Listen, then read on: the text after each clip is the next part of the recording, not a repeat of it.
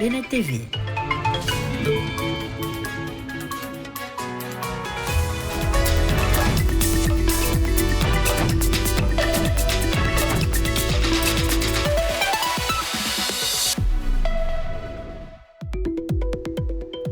Dernière édition sur Bénin TV, ravi de vous retrouver. Bonsoir à tous et bienvenue au journal.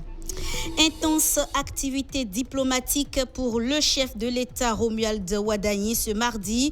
Après le Sénégal et le Mali, il a achevé sa tournée en Guinée-Bissau où les questions de coopération économique, agricole et énergétique ont occupé une place centrale dans les discussions.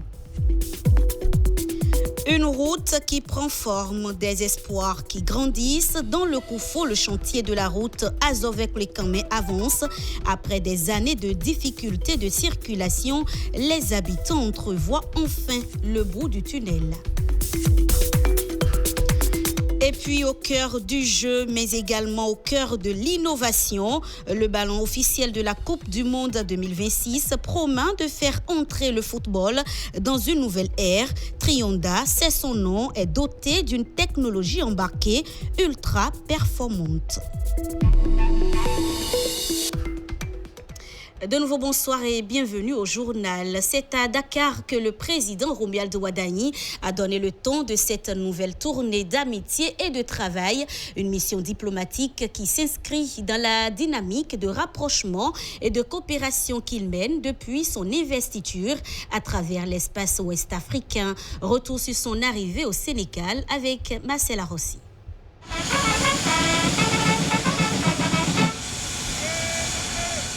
Le Sénégal ouvre une nouvelle séquence diplomatique régionale pour le président de la République. Romuald Wadagni y effectue une visite d'amitié et de travail dans le cadre de sa tournée au sein de l'espace UEMOA. Dès son arrivée à l'aéroport, il a été accueilli par son homologue sénégalais, le président Bassirou Diomaye Faye. Une réception marquée par la cordialité et la solennité du dispositif protocolaire avant les premiers échanges officiels.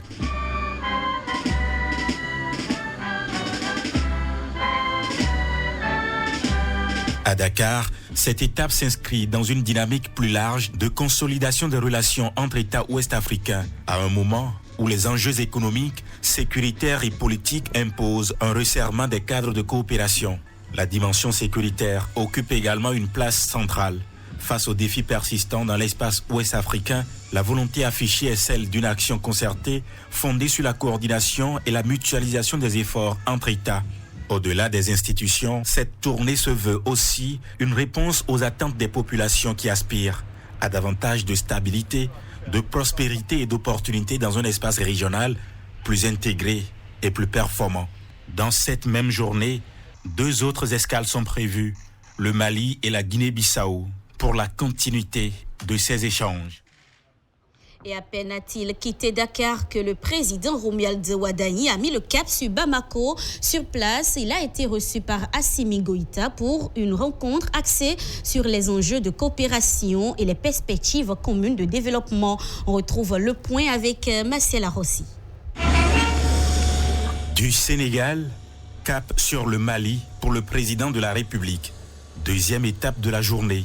Dès son arrivée à l'aéroport, Romuald Wadagni est accueilli par son homologue malien, Assimi Goïta, entouré de plusieurs personnalités civiles et militaires. Dans une atmosphère solennelle, les couleurs sont déployées. Les hymnes nationaux du Mali et du Bénin résonnent, scellant dans le protocole l'instant diplomatique. Et là, les premiers échanges s'engagent. Dans la sobriété et la solennité de l'accueil officiel, des mots de courtoisie, des signaux d'amitié. Puis, direction le palais présidentiel de Koulouba, où se poursuivent les discussions de fond, au cœur des enjeux de coopération bilatérale et régionale. Cette rencontre s'est ensuite élargie aux 2 délégations lors d'une séance de travail, permettant d'approfondir les discussions sur les questions économiques, sécuritaires et d'intégration régionale au sein de l'espace ouest-africain. Au terme des échanges, le président Assimi Goïta raccompagne son homologue béninois, dans un climat empreint de cordialité avant le départ du président Romuald Wadagni pour la suite de sa tournée.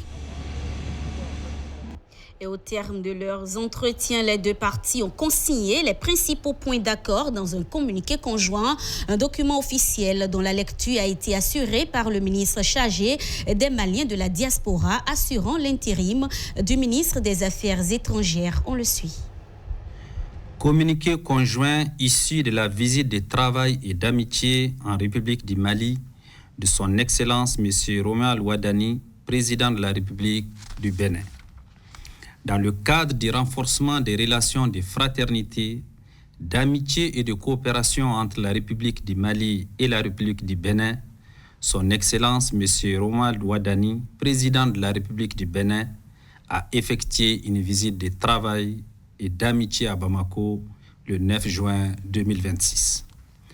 Son Excellence M. Romuald Wadani et sa délégation ont été chaleureusement accueillis à leur arrivée à Bamako par son Excellence le général d'armée Assimi Goïta, président de la transition chef de l'État de la République du Mali, les membres du gouvernement, les présidents des institutions de la République, ainsi que les membres du corps diplomatique accrédités près la République du Mali. Cette visite à Bamako du président de la République du Bénin traduit la vision des deux chefs d'État de renforcer les liens séculaires qui unissent le Bénin et le Mali dans une dynamique empreinte de respect mutuel, de solidarité, de fraternité et d'amitié entre les deux États et les deux peuples. Les chefs d'État ont eu un entretien en tête-à-tête suivi d'une séance de travail élargie aux membres des deux délégations. Les échanges ont porté sur des sujets d'intérêt commun au niveau bilatéral, sous-régional, régional et international. Son Excellence le général d'armée Assimi Goïta a réitéré ses fraternelles félicitations à son Excellence M. Romuald Wadani pour sa brillante élection à la magistrature suprême de son pays et exprimé son entière disponibilité à œuvrer au renforcement continu des relations existantes entre le Mali et le Bénin. Son Excellence M. Romuald Wadani a présenté ses condoléances au président de la transition chef de l'État suite aux attaques terroristes du 25 avril 2026 ayant occasionné plusieurs victimes, parmi lesquelles le général d'armée Sadio Camara, ministre d'État, ministre de la Défense et des anciens combattants. Au plan bilatéral, les présidents ont procédé à un examen approfondi de la coopération entre le Mali et le Bénin, ainsi qu'explorer les voies et moyens de la renforcer davantage en vue de l'adapter aux réalités et besoins prioritaires des deux pays. Les chefs d'État ont en outre échangé sur l'évolution de la situation politique, économique et sécuritaire dans leurs pays respectifs. Ils ont réaffirmé les rattachements au principe de respect de la souveraineté, de l'unité, de l'intégrité territoriale et de la non-ingérence dans les affaires intérieures de leurs États. En vue de donner un souffle nouveau aux relations qu'entretiennent les deux pays, les présidents Goïta et Wadani ont convenu de hisser la coopération économique, commerciale et culturelle, notamment à travers les échanges de délégations et la tenue de la deuxième session de la Grande Commission mixte de coopération Bénin-Mali. Au plan sous-régional et régional, les chefs d'État ont examiné divers sujets relatifs à l'intégration et au brassage des peuples, ainsi que l'évolution de la situation sécuritaire et politique en Afrique de l'Ouest et au Sahel. Ils ont particulièrement souligné l'importance de créer et maintenir les conditions nécessaires à une coordination d'action dans le cadre de la lutte contre le terrorisme. Au plan international, les chefs d'État ont passé en revue l'évolution de la situation mondiale et les questions multilatérales d'intérêt commun au sujet desquelles ils ont constaté une convergence de vues.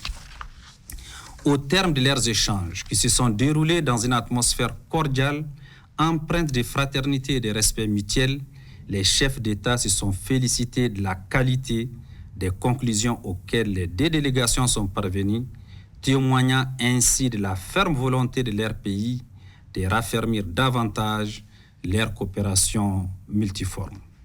Son Excellence M. Romuald Wadani, président de la République du Bénin, a exprimé sa profonde gratitude à son Excellence le général d'armée Assimi Goïta, président de la transition chef de l'État, ainsi qu'au gouvernement et au peuple malien pour l'accueil fraternel qui lui a été réservé et pour les prévenances et facilités offertes à lui-même et à sa délégation durant cette visite à Bamako. Son Excellence M. Romuald Wadani, président de la République du Bénin, a invité son Excellence le général d'armée Assimi Goïta, président de la transition chef de l'État, à effectuer une visite de travail et d'amitié en République du Bénin. Son Excellence le général d'armée Assimi Goïta, président de la transition chef de l'État, a accepté cette invitation. La date de la visite sera fixée par voie diplomatique. Fait à Bamako le 9 juin 2026. Quittons à présent les chancelleries et les enjeux diplomatiques de la sous-région pour le département du Koufou, ici même au Bénin. Entre Azové et Koulékamin, le chantier routier évolue à un rythme qui redonne espoir aux populations. Après des années de difficultés de circulation, les habitants entrevoient enfin le bout du tunnel. Le reportage est signé Enoch Rompati. Au niveau de la saison des pluies, il y a des difficultés à parcourir les localités, servir les produits vivriers.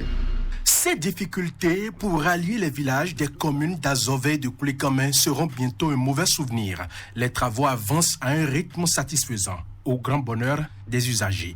Quand avant il n'y a pas de goudron, quand on va partir à Azové, le zème est très cher.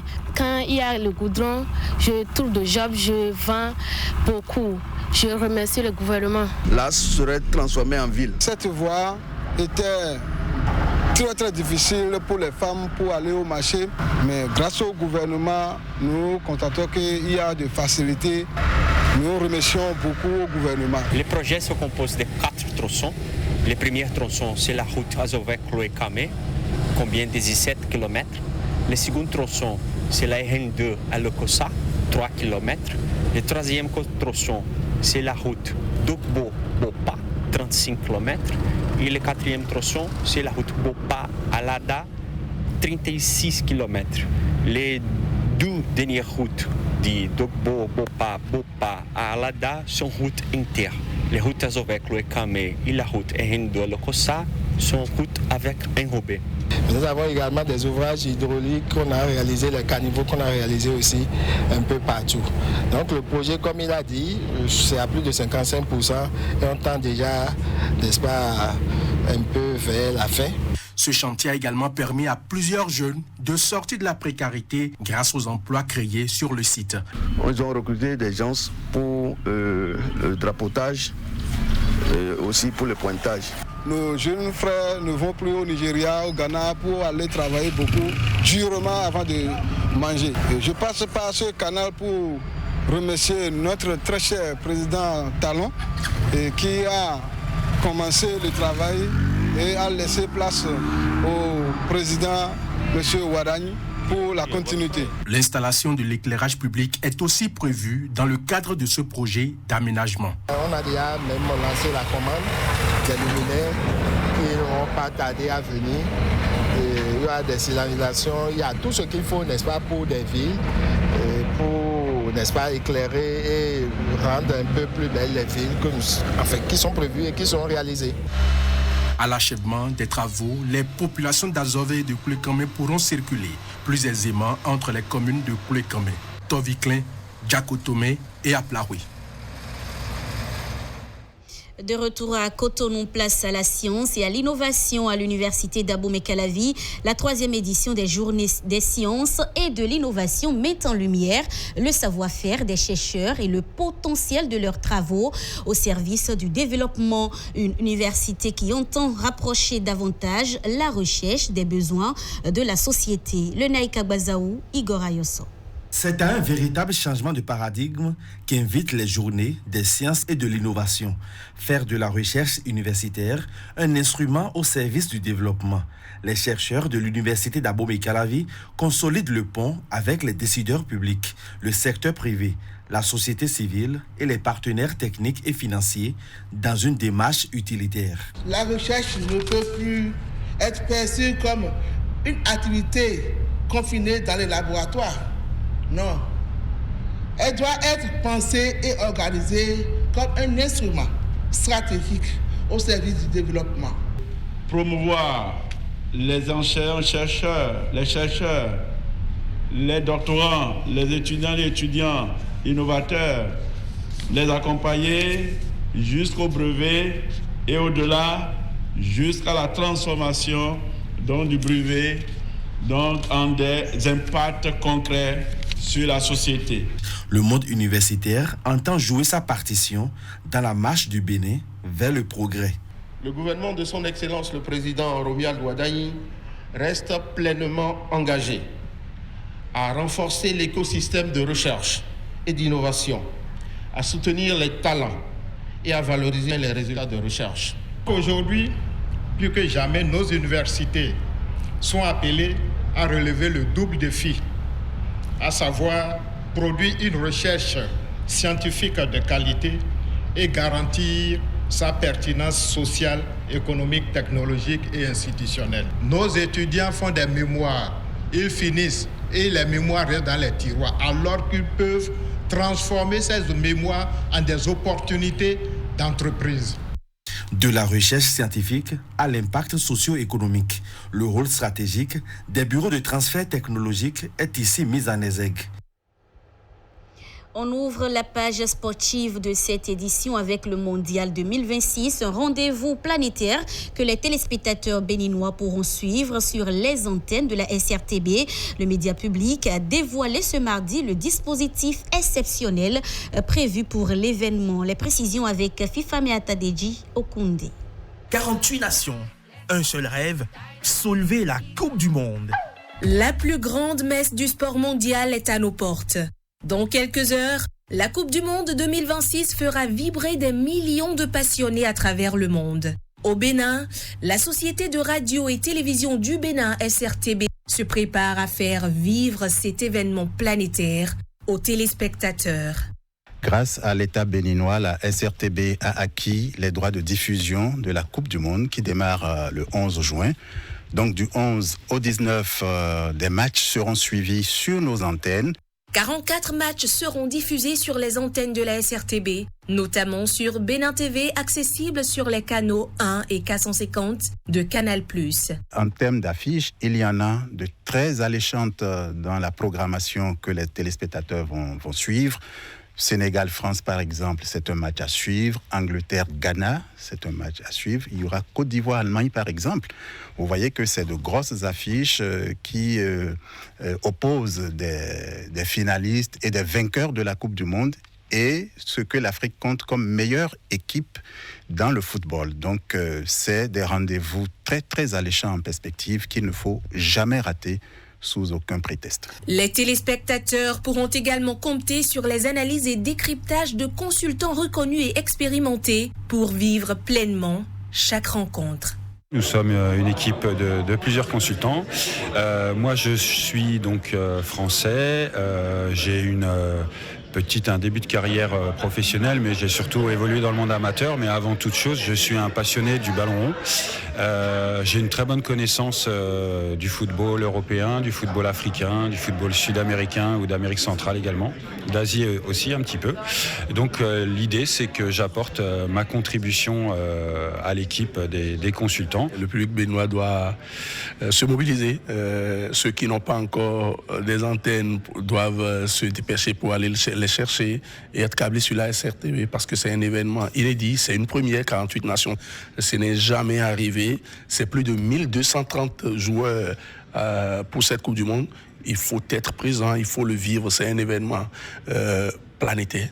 Le match d'ouverture opposera ce jeudi 11 juin le Mexique à l'Afrique du Sud. Une affiche qui marquera le lancement officiel de la compétition et le début d'un mois de ferveur footballistique. Bénin TV sera au rendez-vous dès la cérémonie officielle d'ouverture pour faire vivre chaque instant de l'événement. Les annonceurs sont quant à eux invités à se positionner pour accompagner ce rendez-vous sportif mondial et pour donner plus de visibilité à leurs entreprises. Au cœur du jeu et au cœur de l'innovation, le ballon officiel de la Coupe du Monde 2026 promet de faire entrer le football dans une nouvelle ère dotée d'une technologie embarquée ultra performante. Trionda est bien plus qu'un simple ballon, c'est un concentré d'innovation au service du spectacle et de la performance. On découvre avec Blaise Adampo. Il sera au cœur des 104 matchs de la Coupe du Monde 2026.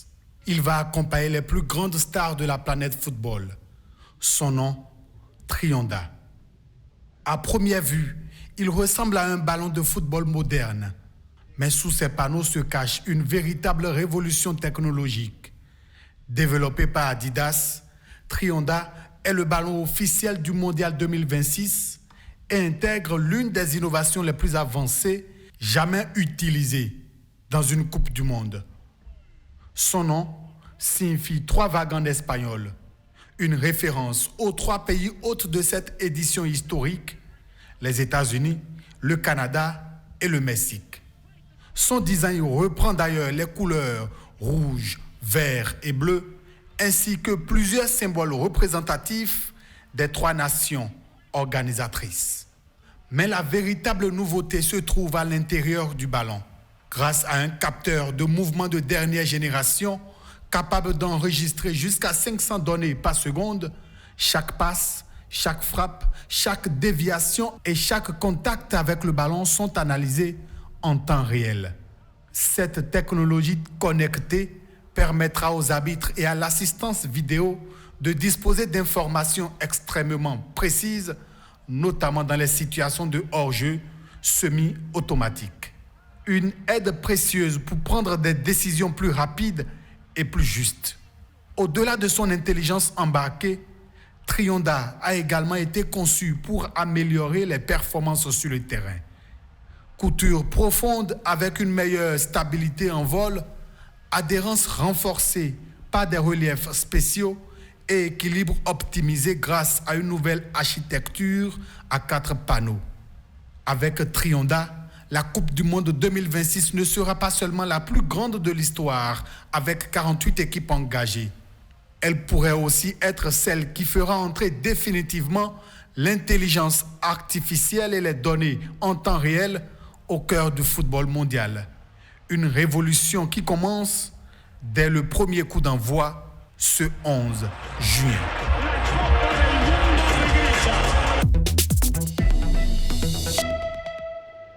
En interactualité au Nigeria, les autorités annoncent la libération de centaines de personnes retenues par Boko Haram au Kenya.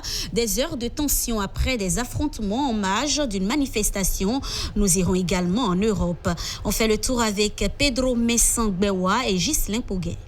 Au Nigeria, le groupe djihadiste Boko Haram a libéré plus de 400 personnes enlevées dans un village plus tôt cette année. Depuis 2009, une insurrection djihadiste menée par Boko Haram, puis par son rival État islamique en Afrique de l'Ouest, a fait des dizaines de milliers de morts et des millions de déplacés dans le nord-est du pays le plus peuplé d'Afrique. Les enlèvements de masse avec des libérations contre rançon sont régulièrement pratiqués par les islamistes. L'armée nigériane dément tout versement de rançon. Elle revendique la gloire de cette opération de libération, alors qu'un mouvement local évoque le fruit d'une négociation.